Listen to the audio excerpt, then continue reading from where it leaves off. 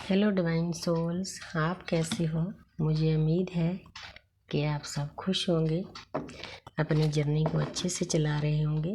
तो मैं आ गई हूँ फिर टैरो कार्ड रीडिंग लेकर। तो बस यही मेरा सोल पर्पज है। तो यूनिवर्स ने मुझे इतनी शक्ति दी है कि मैं किसी आत्मा के काम आ सकूं। बस मैं इतने में खुश हो जाती हूँ। मुझे कोई फ़र्क नहीं पड़ता कि मेरे व्यूअर्स कितने हैं, मेरे सब्सक्राइबर कितने हैं।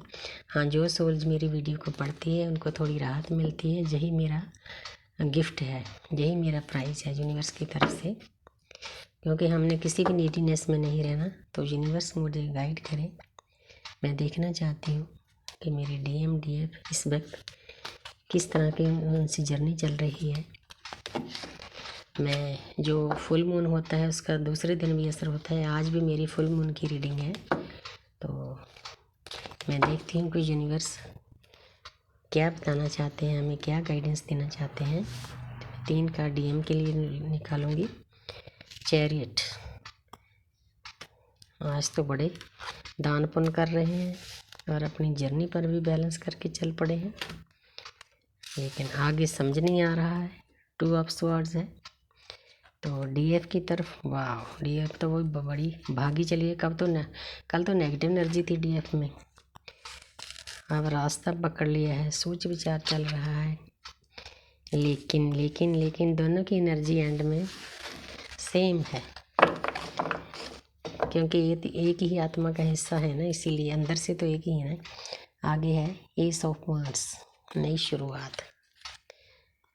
तो अब मैं बताती हूँ कि DM की एनर्जी क्या है, DF की एनर्जी क्या है। DM किस एनर्जी में है, DF किस एनर्जी में है।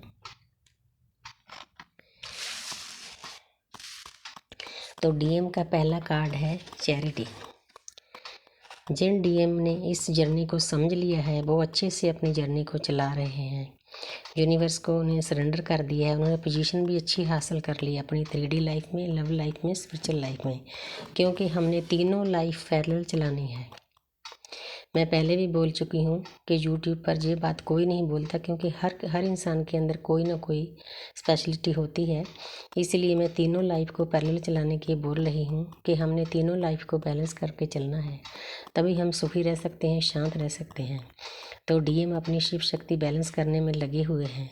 उनको मालूम पड़ गया है कि जितनी देर मैं ये नहीं करूँगा तो मुझे शांति नहीं मिलेगी, मैं डिप्रेशन से नहीं निकलूँगा, तो मेरी ज़िंदगी में खुशियाँ नहीं आएगी। तो बहुत प्यारी एनर्जी है। जिन DM ने इस बात को समझ लिया है, लेकिन ये तब होता है जब वो यूनिवर्स को सरेंडर कर देते हैं। जो DM ईगो में रहते हैं, उनके अंदर इतनी ईगो होती है, वो किसी और के इंसान के अंदर कैसे झुकना नहीं चाहते, लेकिन उस परमपिता परमात्मा, इतनी बड़ी हस्ती, पूरे ब्रह्मांड की हस्ती के सामने भी झुकना नहीं चाहते। ये बहुत बुरी बात है।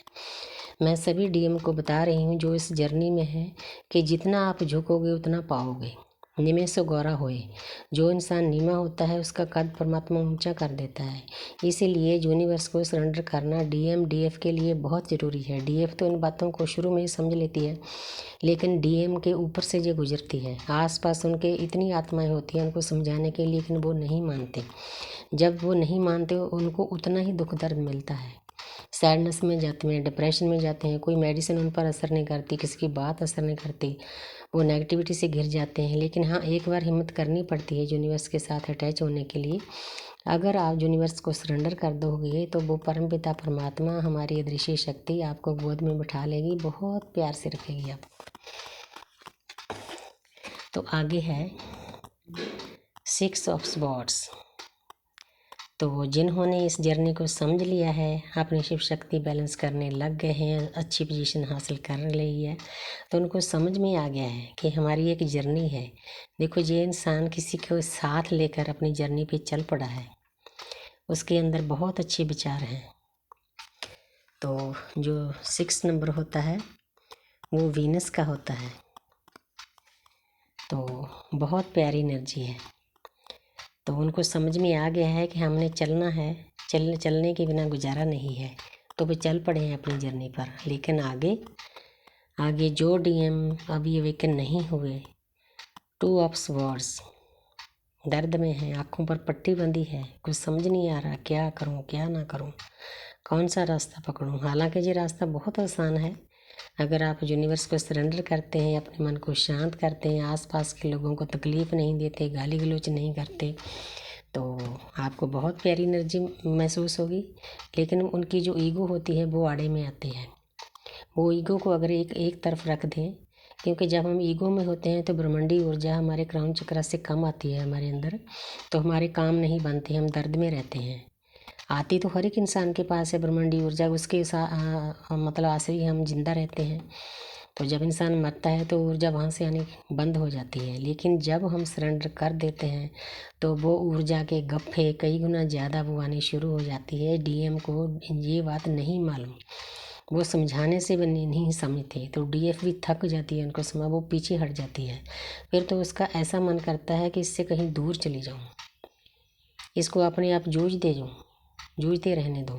क्योंकि जो इंसान समझाने से भी नहीं समझता, यूनिवर्स बोल देती है कि आप अपने काम पे लग जाओ, उसको मैं संभाल लूँगा। बहुत तरीके हैं यूनिवर्स को समझाने के लिए, वो 3D लाइफ के तरीक़ों से ही उसको समझाएंगे।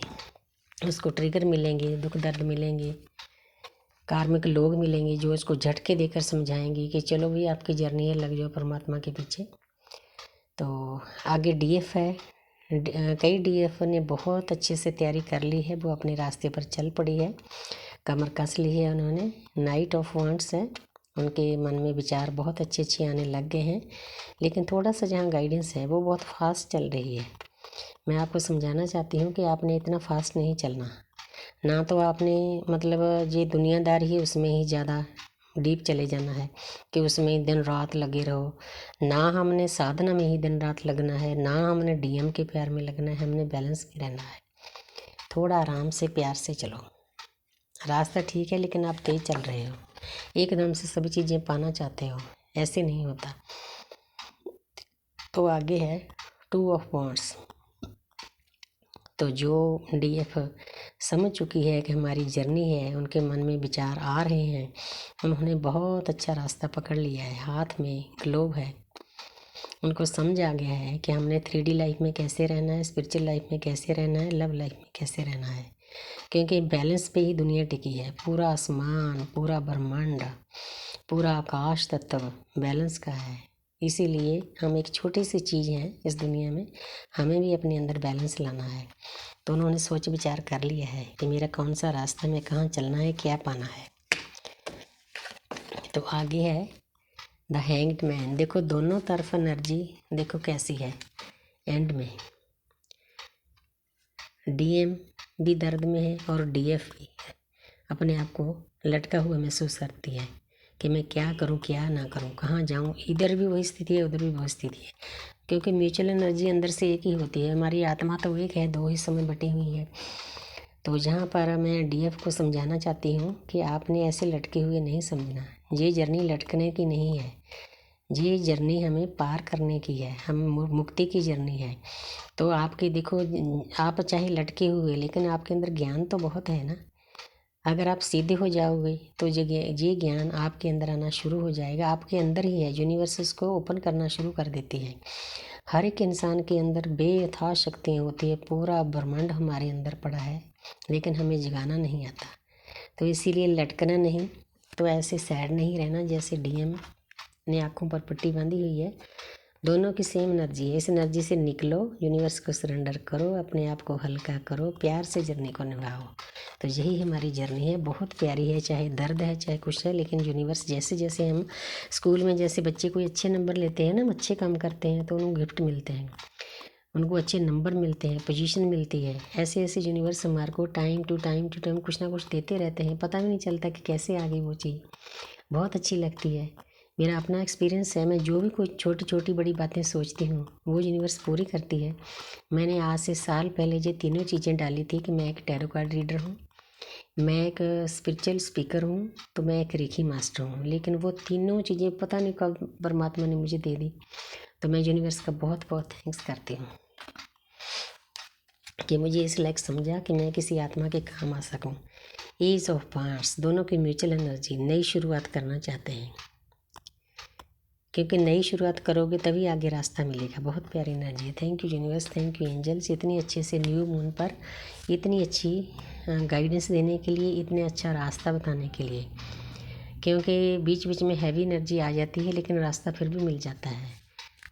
Thank you, I love you.